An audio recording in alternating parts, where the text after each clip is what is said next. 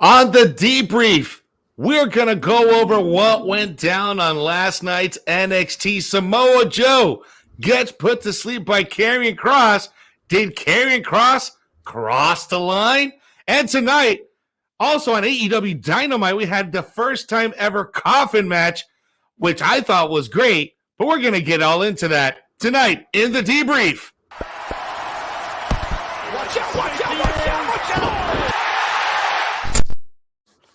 What's up, everyone? Welcome to the debrief. I'm your host, Jose G. Next to me is the top Chico himself, Rico el Glorioso, and we're here to bring you everything you need to know that went down in NXT and AEW Dynamite. We had a really two solid shows last night and tonight, but tonight was just on a different level. We had the first ever Coffin Match on AEW Dynamite, which I thought closed out the show very nicely. To open up the show, we had Jon Moxley going up against Carl Anderson in an IWGP United States title match.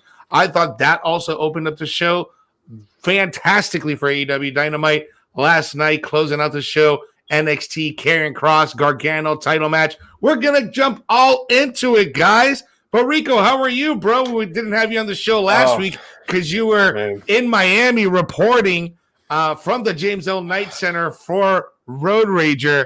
Tell us how that was and how you been. It is so great to be back, not only here on the debrief, but seeing wrestling, having the fans back in attendance. It was such a great feeling. I feel truly honored to be able to be at AEW's first show back on the road, being able to go to Miami to see Road Rager in person.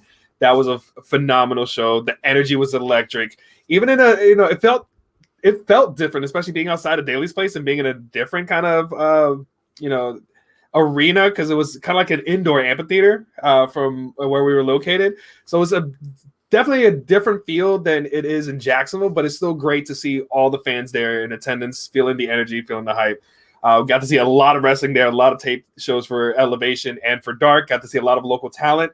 Our friends Cha-Cha Charlie, Salazar, Layla Gray, nice.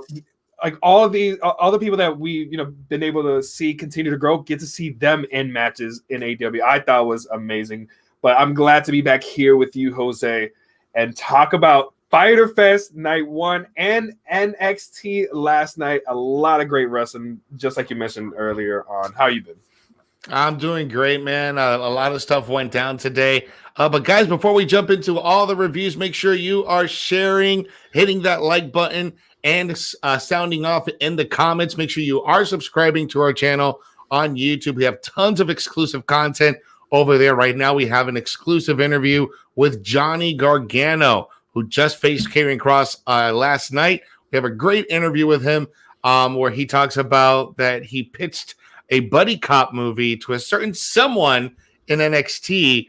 He says that WWE has the studios. Check out the whole interview, guys. Check out the entire thing. We also have a great Q&A session with Levi Cooper, formerly known as Tucker Knight, in WWE. He had a great Q&A session last night on Unscripted with Dr. Chris Featherstone. So make sure you guys check that out. Subscribe to the YouTube channel. Hit that notification bell so you guys know whenever we drop brand new content or we have brand new live streams just like this.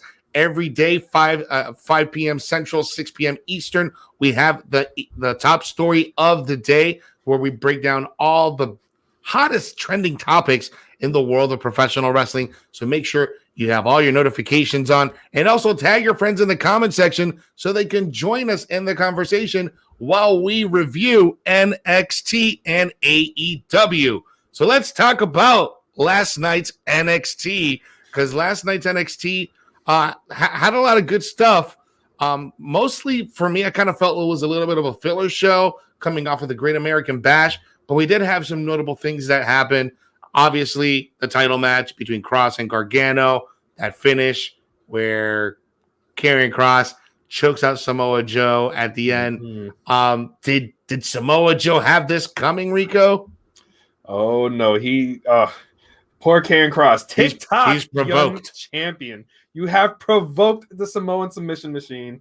TikTok young champion. He Oh, if this sets up the match that I've been dying for, like we've been talking about all the teasers that's been coming up these last couple of weeks. We saw it again last night when, obviously he went to, Samoa Joe as the guest referee, went to both locker rooms essentially to explain the rules, but then get to see those face-offs, like essentially, Pete Dunne, getting in his face. Like it's so many matches are teased. Even Adam Cole called out Kyle O'Reilly, but he had no gripes in getting into the face of Samoa Joe as he was getting ready to be the guest referee for the main event.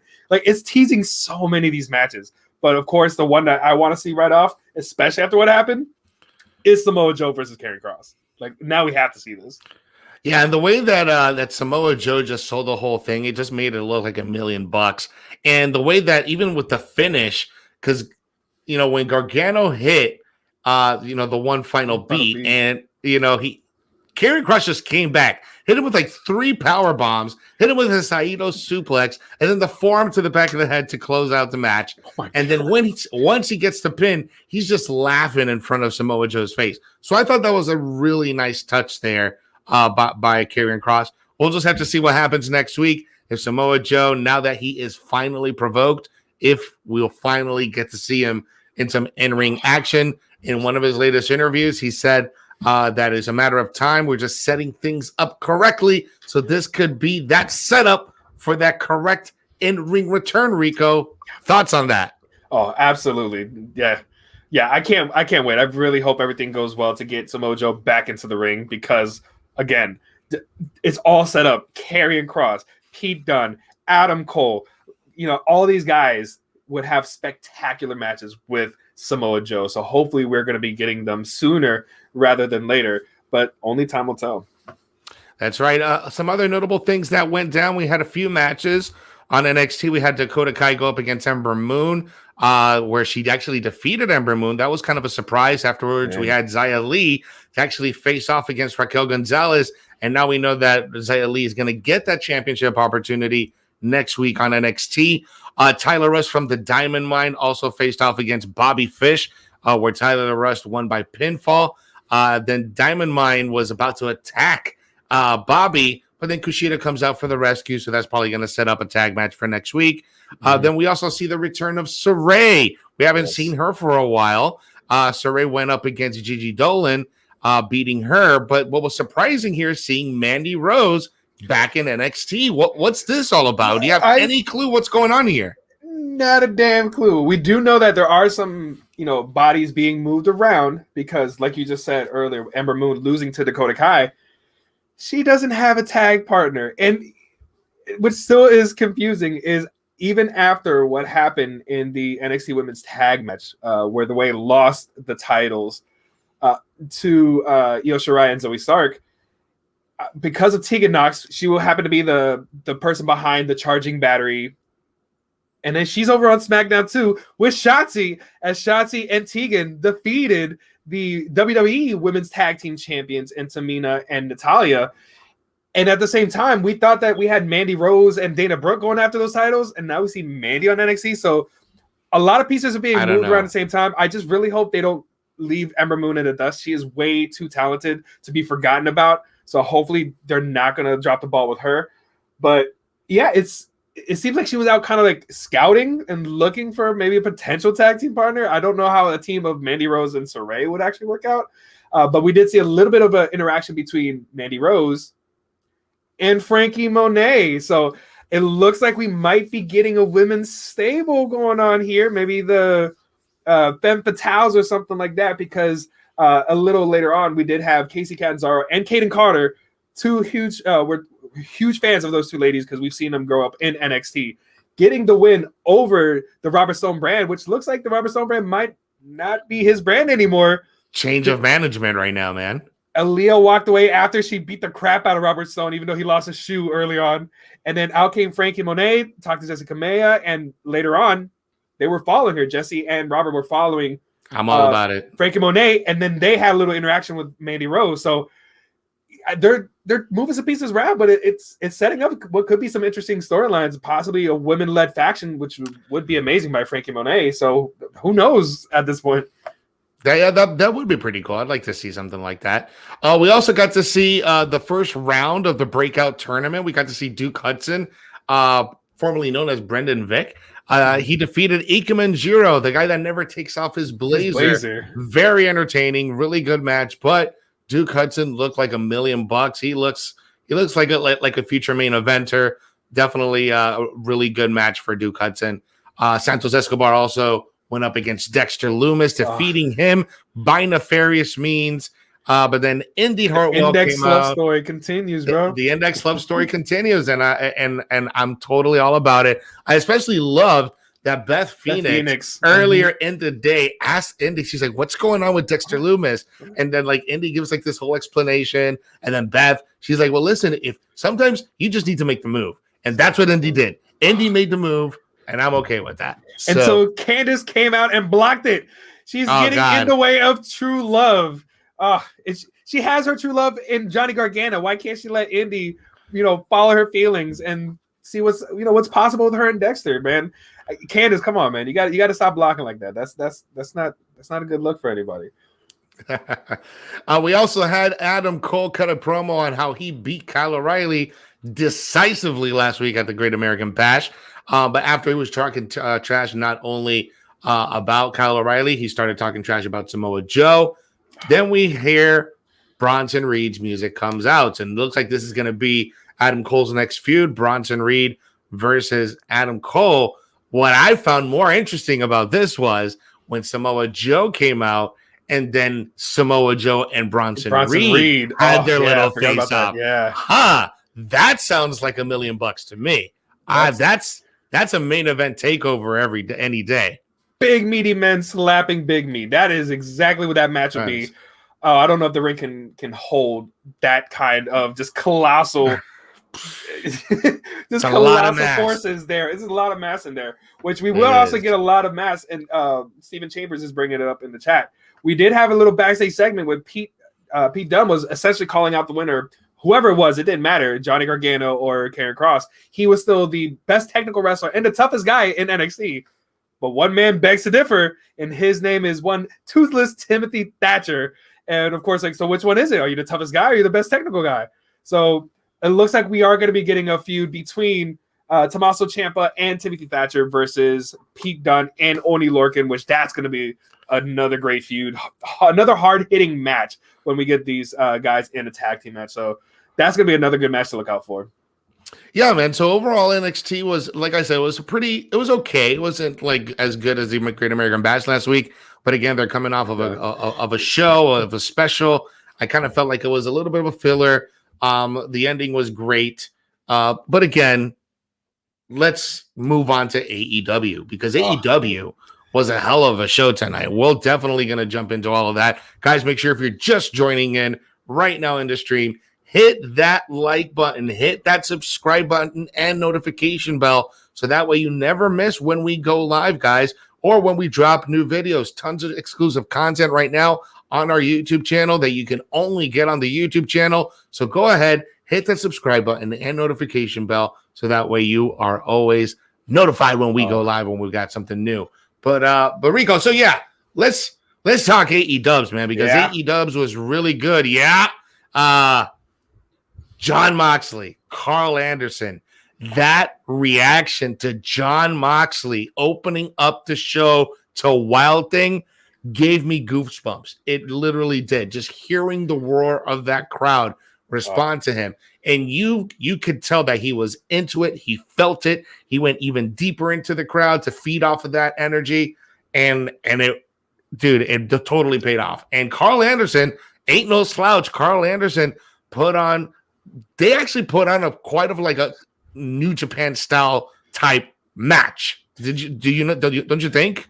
Yeah, and that was essentially the tone that they were trying to set for it. They even said, because this is the IWGP US Championship, they're going to be defending it under IWGP rules, which includes, the 20 count, and everything else that goes along with it. So, yeah, I think they did a great job of bringing that feel, for people that haven't been too popular or have watched too many New Japan matches.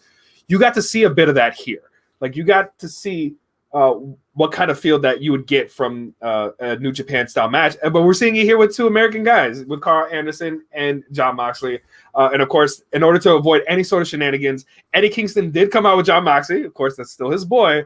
And he was the one that attacked Luke Gallows with the metal pipe in order to scare him off to make this a true one-on-one. So there was no shenanigans or anything like that when it came to this title. And of course, you're not going to be able to take that title off of Jon Moxley just yet.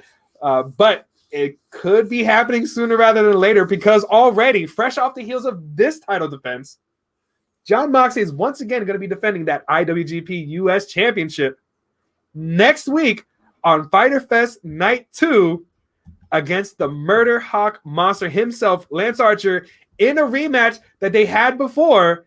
And once again, a Texas death match that Jon Moxley won. That's how he was able to win the IWGP US Championship. Ooh, is he going to be able to do it twice again, Jose? Can he retain it against the Murder Hawk Monster? I don't know. All I can say is, as long as this is not an exploding barbed wire match, death match, then I think we'll be fine. If they can handle a Texas death match, I'm sure they're going to do fine. If Jon Moxley, by some type of miracle, can retain his title, I don't know who can take that title off of him, because it almost seems like this is Lance Archer's moment right now to regain that IWGP US title. Mm-hmm. And what a better place to do it in Dallas next week. Yeah, it all seems so fitting, and it feels like they really haven't given Moxley like a full length of time off. Like maybe this is a good way to write him off for a little bit, and in order to bring him back, because we're starting to see like everything else get kind of pulled away. Like Eddie Kingston still has this feud going on. Apparently, somebody is on the hunt for one Death Triangle, and that's one Andrade El Idolo. So we don't know if he wants to have a match with them, or could we possibly get Los Ingobernables, the AEW? Could you imagine a feud led by Andrade with Penta, Rey Fenix, and Pac? It's all about factions again, Jose. Everybody's got to be in factions. Everybody's got to have a faction. Guys, get in the comments. Make sure you sound off with your questions and your thoughts about tonight, both shows on AEW and NXT. Steve Chambers saying in the comments here on Facebook, Mox versus Archer Texas Death Match next week is going to be awesome. Timothy Thompson, on the other hand, is saying, how was it really good? The crowd was, but no story throughout the show, just matches again. We'll get to that in the end of the show, and I'll tell you why I think it was a pretty good show. Let's see. Vahida Zim is saying he'll win once again, Jon Moxley, Dean Ambrose. He thinks he's going to keep it. But let's jump into our next title match that we had after the IWGP United States title, and that was the FTW, the FTW title that's not recognized in AEW or in any other promotion, but yet the title changed hands. So in some way, shape, or form, you are recognizing that title, even though you publicly said that they don't recognize it. If they didn't recognize it, that belt wouldn't even be on TV. It wouldn't be defended. It wouldn't change hands. But tonight, we saw it change hands, and it was in the most WWE way possible, okay? The most WWE finish. I ain't mad at it, though. I absolutely loved it because it was a double turn. It was a turn because you think that Ricky Starks comes in as a babyface with Cage being the heel. Then, all of a sudden, you have Powerhouse turn on Cage. Then you have Ricky turn heel again, which by default is going to turn Cage babyface because he's no longer going to want to be with Team Taz, right? So I assumed heading into this match and based off of Road Rager last week that Brian Cage was the face heading into this, but the crowd was so behind Rocky Starks, a.k.a. Ricky Starks. That's what I thought, yeah. The crowd was so behind him, which I was surprised. And then, of course, like you said, the way that the turn got set up was, again, it's all around the belt itself, where Ricky was about to use the belt as a weapon, and then you think Powerhouse is turning on him because he yanks the belt out of Ricky's hands. So you're thinking, oh, okay, maybe Powerhouse has become more of a babyface. Ricky's going to be by himself. No, Hook distracts the ref, and as Brian Cage tries to go for a clothesline, Ricky ducks, and then he gets blasted by the belt by Powerhouse Hobbs. That allows Ricky Starks to hit a spear and become the new FTW champion. Like you said, it's not recognized, so I guess it doesn't really matter. But he is the new FTW champion, and essentially, yeah, all of Team Taz is solidified again as heels. They just did that as a way to get that belt off of Brian Cage because they knew they weren't able to control him anymore. So now we're gonna have a babyface Brian Cage, I guess. I don't know how this looks. It looks like it might head that way, and it's okay because I like Ricky Starks as a heel better, and I like the fact that they all lined up with Ricky Starks and Taz did too towards the end. Like I said, the most WWE finish ever. But it worked. It worked so well, and I gotta give kudos to whoever booked that match because it worked out really well, and it did. And I thought it did a really good job. What else do we have tonight, Rico, on Dynamite? So, fresh off of that match, out comes one Cody Rhodes, and he has a bone to pick with somebody who has been knocking, waiting for somebody to come knock on his door. And he goes to commentary, calls out Malachi Black, and then he's like, no, I need a mic. And then goes to the ring and calls him out again, only to be responded by Malachi Black on the Titan. And he tells us a story about, he's seen a horse get murdered firsthand. And he tells his whole thing, basically explaining why he attacked Arn Anderson and then laid out Cody Rhodes last week. And of course, Cody wasn't having this. And he said, if you want to look in my eyes, come down here and see for yourself. He's like, all right, lights cut out. I thought you might say that.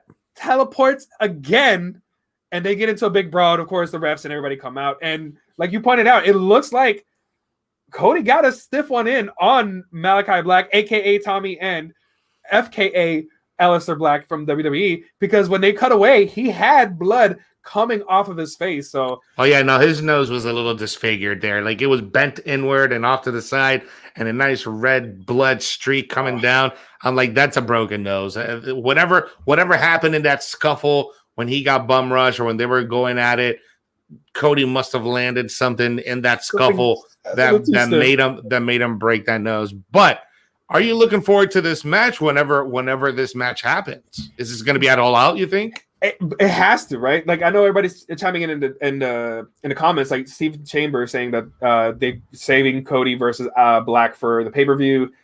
Dale Munson can't wait for Cody and Black. Yeah, like it feels that kind of hype that it needs to be at a pay-per-view. Remember, now we're gonna have to wait a month and a half essentially for All Out. Well, yeah, because it's gonna be the beginning of September. So hopefully they can continue this, this feud and keep us invested. But as of now, hell yeah, I'm very invested in this. I just really hope they don't do the whole Cody thing where they're trying to push somebody, but Cody has to be the big guy to get the big win. Not ready to give up that golden shovel just yet. But funny. I think this is the one person to not do it with is Malachi Black. I find it kind of funny that the irony. Cody is the Triple H of AEW right now. The irony of him breaking the throne at the first All Out and him essentially becoming the Triple H of AEW. He's the Triple H. Poetic. It is the purest of irony here, where he is becoming that linchpin now. He is the standard bearer. So you have to get past Cody. He is Triple H. But like, how can you say that he's the standard bearer when he hasn't even held the AEW Heavyweight Championship? Because that's the one thing he's not going to do. He's a solid mid-carder. Because he knows he could if he wanted to, but he didn't want to get that, just that backlash of him giving himself the title. So until he's earned it, he's not going to do that. So at least he's done that. He's humble enough to do that. But in everything else, he's like, no, it's me. I'm Cody Rhodes. I'm the new American dream. Like, I can't lose to Anthony Ogogo. I can't lose to QT Marshall. Malachi Black, what? He needs to lose to Malachi Black. Like, he absolutely needs to lose. I agree. He does need to lose to Malachi Black. I mean, because then why would you bring Malachi Black if you're not just going to put him over big time as one of your top stars? You know what I'm saying? So, especially fresh off the commentary that JR even talked about what he said to Malachi Black when he got there. It's like, all right, you set it up. Like, you have to run with this. You have to make an impact. Like, you have to be one of those guys, because of how we started off and what you are able to do. So he has a lot of pressure on him. So it would be a big detriment to him if they do not continue to push him, with that hot debut that I got to see in person. Even though the lights were off, I could see him running to the ring, which I thought was pretty funny. But we got to see him make a huge debut, a huge impact. They got to keep running with it. And then speaking of the AEW Championship, just like you had mentioned a second ago, that Cody should not be getting towards. We're getting closer to finally getting that match we anticipated. One Hangman Adam Page versus one Kenneth Omega. With Hangman coming out to the ring, he was about to issue a challenge to Kenny, only to get cut off by Doghouse and the Elite. And after a lot of back and forth, Kenny actually suggested they have a 5-on-5 elimination style tag team match. I would assume it's going to be for either next week or for Fight for the Fallen. They haven't said when, but we can. They basically accepted a match. However, Hangman added some stipulations that if they win, if Hangman and the Dark Order can beat the Elite, Hangman will get his AEW Championship match, and the Dark Order will get a shot at the AEW Tag Team Champions, the Young Bucks. So that's going to be an interesting match. I mean, Hangman's probably going to win, but it sets up, that big storyline where we could have, again, starting those pieces, getting the ball rolling to have Kenny Omega versus Hangman Adam Page for the AEW World Championship at All Out. So kind of what we expected, but it's good to see that they're still involving all these other pieces with the Elite, with the Young Bucks and the Good Brothers and Brandon Cutler, and then Hangman and the Dark Order. So they're still getting this ball rolling, but it looks like we're going to get that match hopefully at All Out, just kind of like we anticipated. You know what I found really eyebrow raising tonight was how over Adam Page is. Because we known that he's been over for a while, but when you heard that music go off and you heard the crowd reaction, man, that was really good for Hangman. The only other major reaction that I heard like that tonight was Sammy Guevara. Sammy Guevara had a hell of a reception tonight in his match against what was that guy's name? I put in here. That was Wheeler Yuta. Wheeler Yuta. So that was a good match there. But let's talk about a match that is 23 years in the making. 23 years. It is Christian versus Matt Hardy in AEW. Is this officially the first time that these two have faced each other in every major promotion? It feels that way, right? Because they've done it in WWE, they did it in TNA Impact, and now they're here in AEW. They've only just not done it like Ring of Honor and New Japan. It feels like they've done it in Mexico. On all the US promotions, I think they pretty much have officially now faced off against each other. What do you think of this match? It's kind of like it's compared to the other matches, it's not up there because we got to see the athleticism of Sammy Guevara. We got to get to see Brian Cage and Ricky Starks and Moxley versus Carl Anderson. So it's, compared to the other matches, okay, but they try to tell a good story where they know each other so well. They started off with the arm and collar, they started off with the lockup and they went all the way to the outside, and it took a good 2-3 minutes before Christian Cage tried to put a headlock on, and they actually did something else. So they did a lot of feeling back and forth storytelling that they know each other. Matt Hardy with some more innovative offense with that kind of DDT to the apron stairs that looked devastating as hell. That was a good spot right there. Yes, that was a really good spot, and Christian sold the hell out of it. I thought that was good. But you're right. I think this was more of a traditional storytelling type of a WWE type of match, between them two. But what happened afterward, after Christian got the victory, he was about to get jumped. He was about to get jumped by the Hardy family business, right? Or the organization. Office. Yeah, the Hardy family office. And then Jurassic Express comes out, so they get Christian's back. And then Luchasaurus puts Christian on his shoulders, and then you see Jungle Boy just looking in total confusion, dude, why are you on my dinosaur? That's my a little bit of jealousy there. Is there something that's gonna go down between Jungle Boy and Christian? I don't know, but that's his dinosaur. You don't mess with the boy's dinosaur. Nah, man, the boy and his dinosaur. But it's He is one quarter Cosmoceratops or something like that. So it's the dinosaur connection, Jose. That really is bringing them together.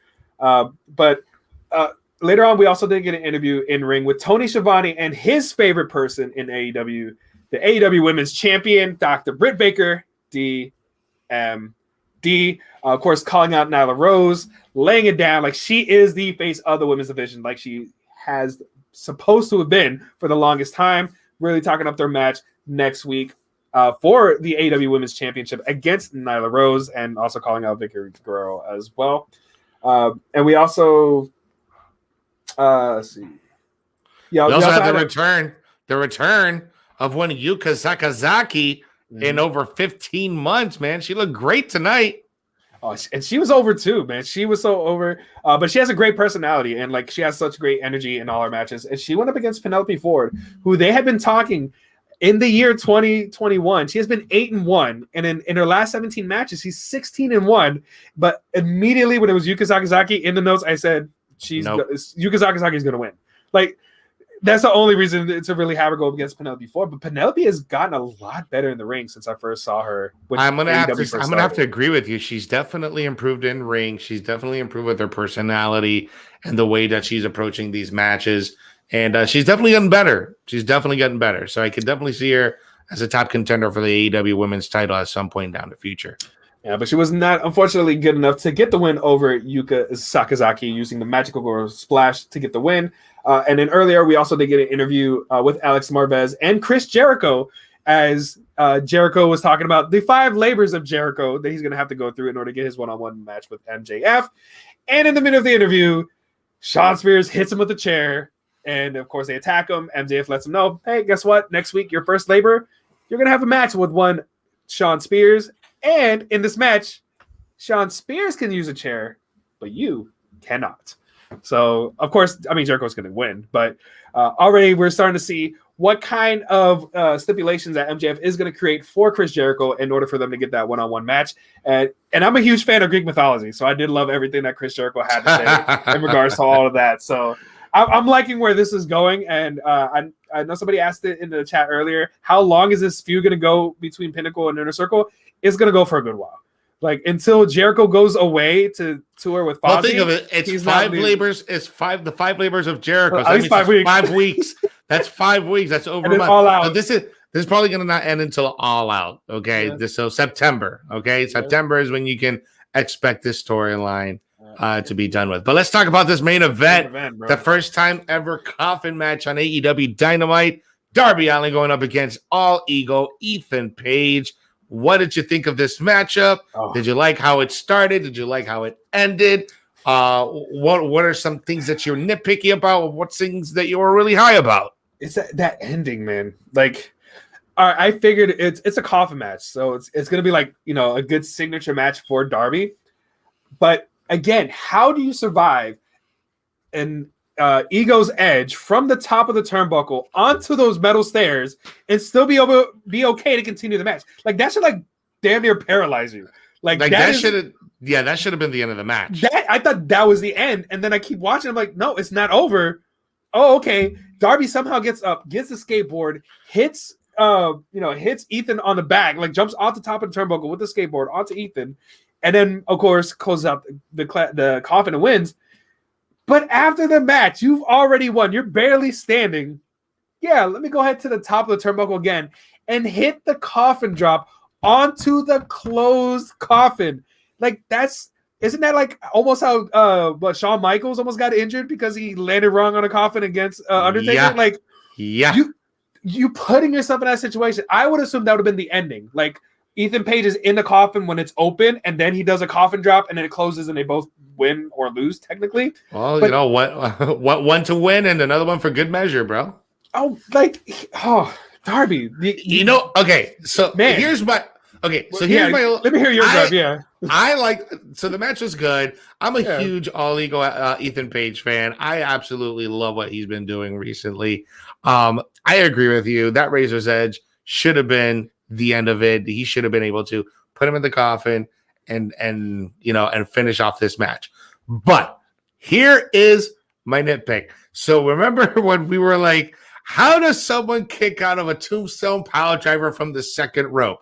Okay. How does someone kick out of a razor's edge from the top rope onto a steel? Well, there was no kick out, but theoretically he probably would have kicked out, right?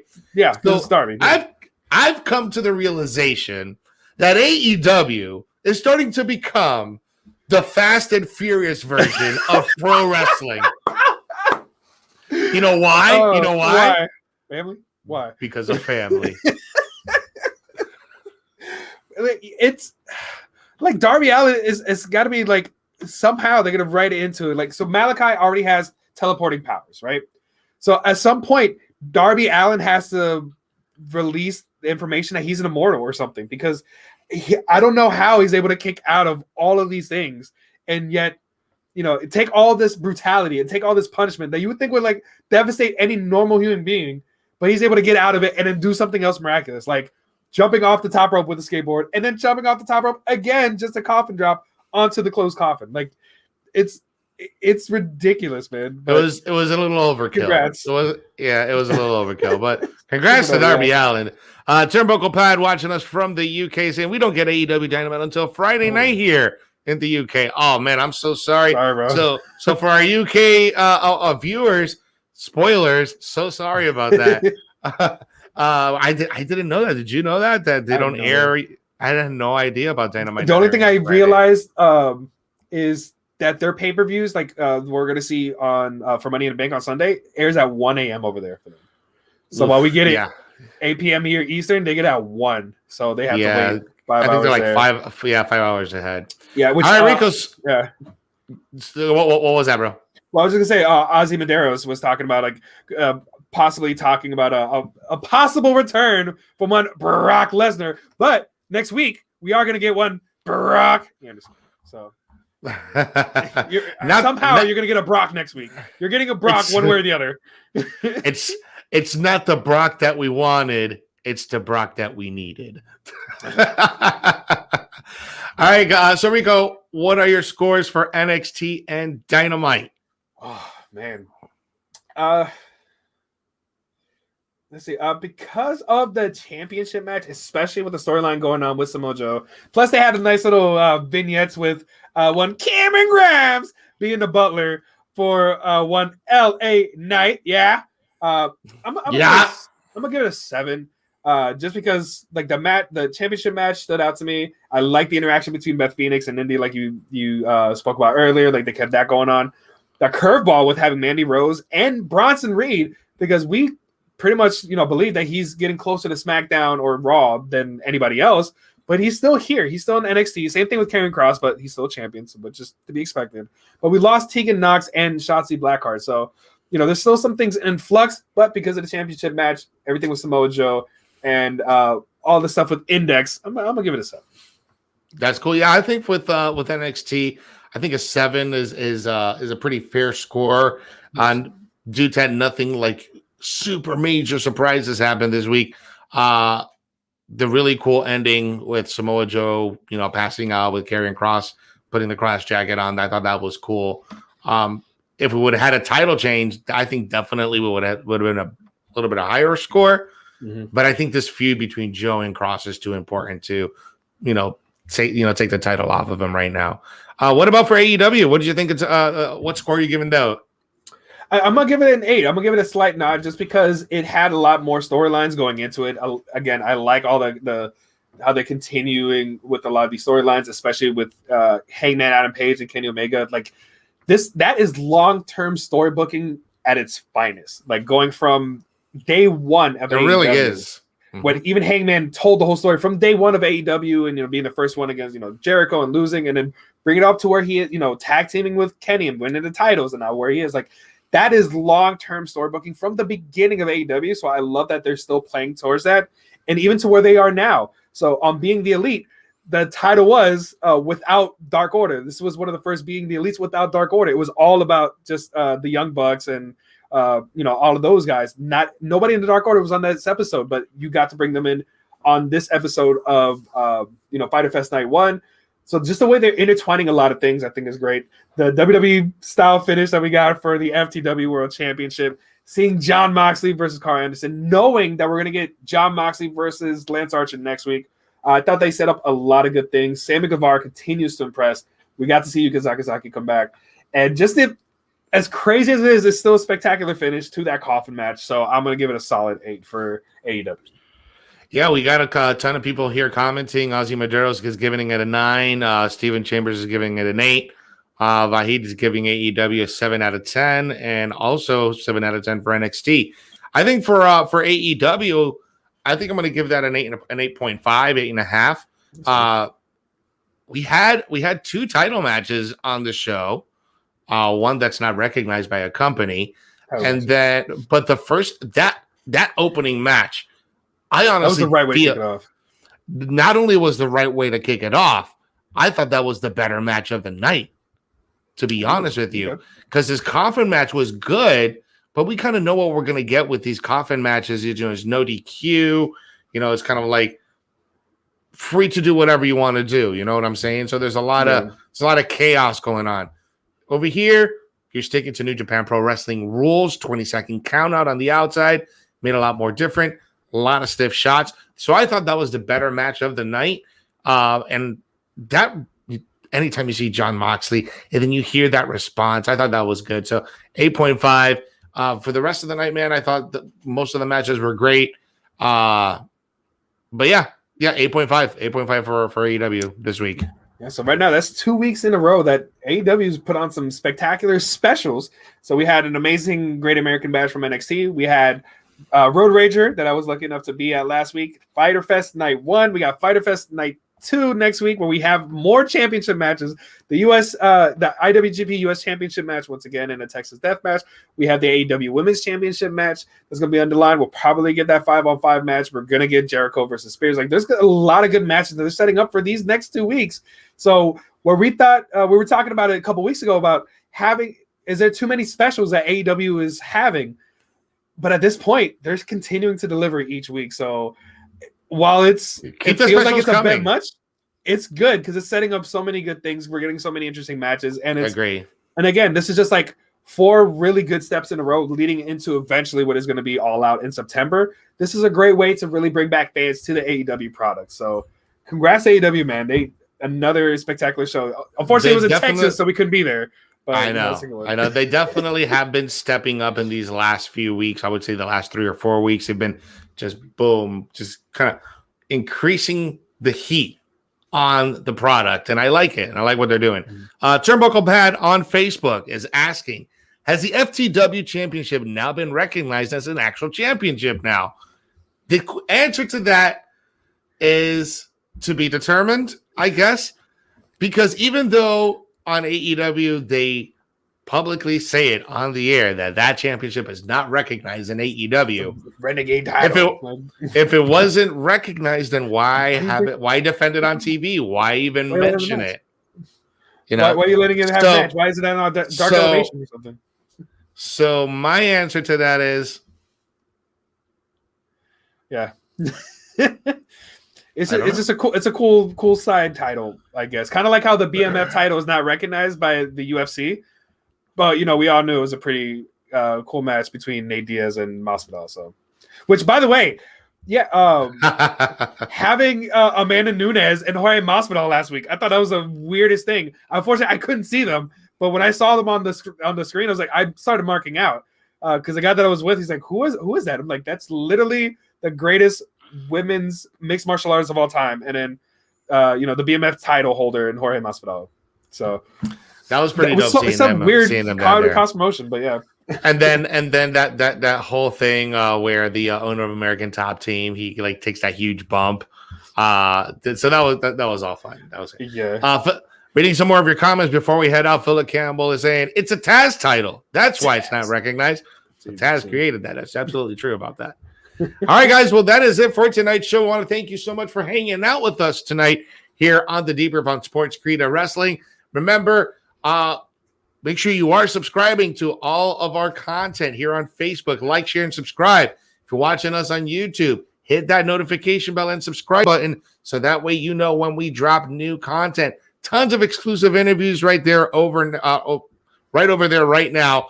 We're going to have tons of specials this weekend. We're going to have a Money in the Bank trivia, and we're going to have a Money in the Bank watch along. So make sure you guys have your notifications on so you know what time and what date is we're having all of our shows go down this weekend. So, dude, this is the week we've been waiting for.